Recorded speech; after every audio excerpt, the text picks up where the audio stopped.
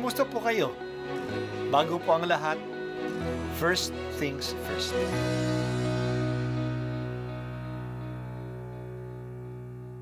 Good morning po. Sinisimulan po natin ngayon ang first things first.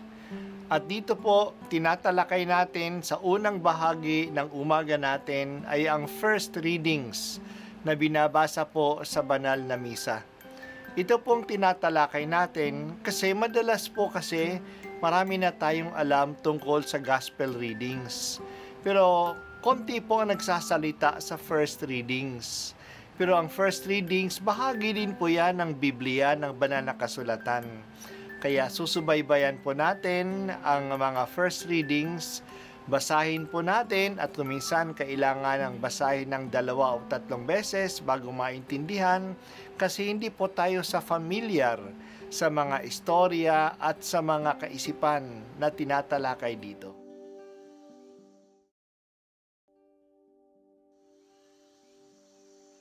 Ang pagbasa mula sa mga gawa ng mga apostol.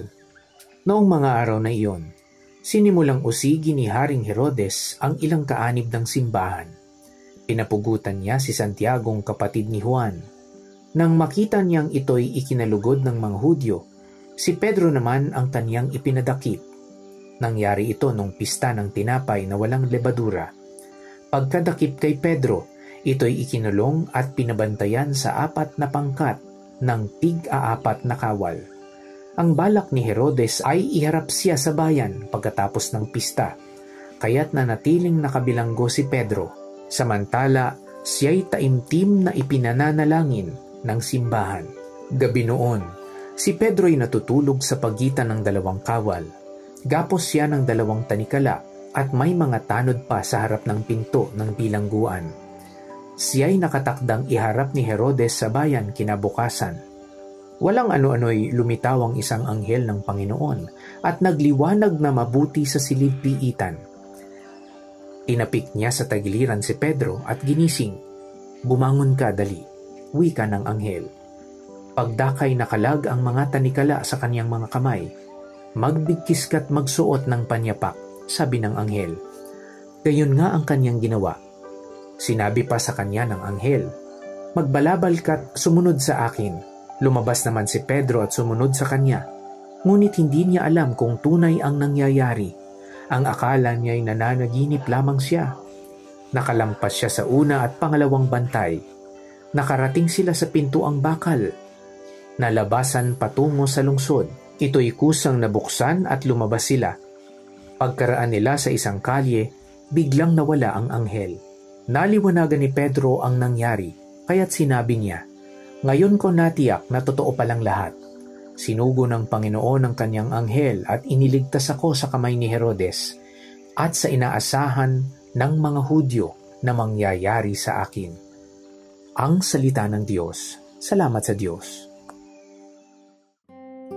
Ang araw ngayon ay ang dakilang kapistahan ni San Pedro at San Pablo. Sila ay tinuturing na 2 haligi ng simbahan ng Roma. Mga dakilang apostol sila. Si Pablo ang kinikilala ng pinuno ng simbahan. Siya yung pinuno ng simbahan sa Jerusalem. At pagkatapos lumapit siya sa Antioquia sa Syria. At naging pinuno naman siya ng simbahan sa Roma noong pumaroon siya doon. Doon siya pinatay ni Emperor Nero ng mga taong 64 AD. Ang mga Santo Papa ay mga kahalili ni Pedro bilang obispo ng Roma.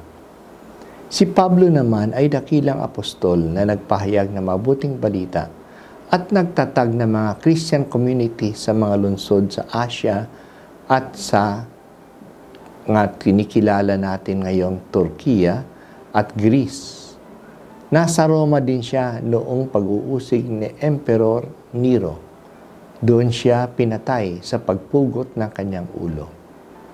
Ang simbahan sa Roma ay dinilig ng dugo ng 2 dakilang martir na ito. Ang ating pagbasa ngayon ay tungkol sa pag-uusig ni Haring Herodes sa Jerusalem. Pinapugutan niya ng ulo si Santiago, ang una sa mga apostol na pinatay. Nung makita niya na natutuwa ang mga Hudyo sa kanyang ginawa, pinahuli niya si Pedro, ang kilalang leader ng mga Kristiyano sa lungsod. Ibig niyang hatulan siya ng pagkatapos ng pista ng tinapay na walang libadura. Talagang well-guarded si Pedro. May 2 kawal sa tabi niya, nakagapos pa ng tanikala ang kanyang kamay at paa. May mga gwardya pa sa pinto ng kanyang bilangguan at ganoon din sa labas ng kulungan. Pero nakatakas si Pedro. Inilabas siya ng isang anghel. Nakalag ang mga tanikala at hindi siya napansin ng mga gwardya. Talagang inililigtas ng Diyos ang kanyang lingkod. May misyon pa siya sa buhay. Dadalhin pa niya ang kanyang pamumuno sa Antioquia at sa Roma. Hindi pabaya ang Diyos sa simbahan. Ang pangako ni Jesus kay Pedro na hindi siya mapipigilan kahit na ng pinto ng impyerno ay natutupad. Ginagabayan ng Diyos at pinagtatanggol niya ang kanyang simbahan.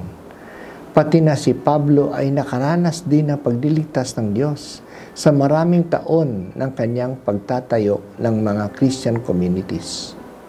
Pero hindi lang noon ipinagtatanggol ng Diyos ang simbahan. Hanggang ngayon, yan ay nangyayari.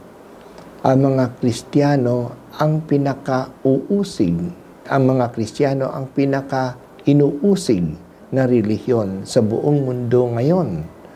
Pero sa maraming parte ng mundo, patuloy na umuunlad ang simbahan. Hindi mapigilan ang paglago nito kasi hindi lang ito isang human organization. Ito isang divine reality.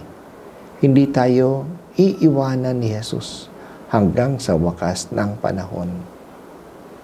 San Pedro at San Pablo, patuloy po ninyong gabayan ang simbahan. Ilayo po sa kanya ang maling aral. Patatagin ninyo ang pananampalataya ng aming Santo Papa at mga obispo. Maging masigla sana ang mga Kristiyano sa pagmamahal.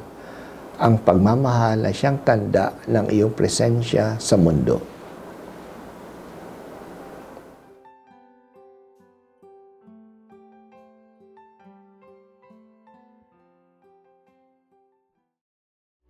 At ako po ay si Bishop Broderick Pabilio dito sa First Things First.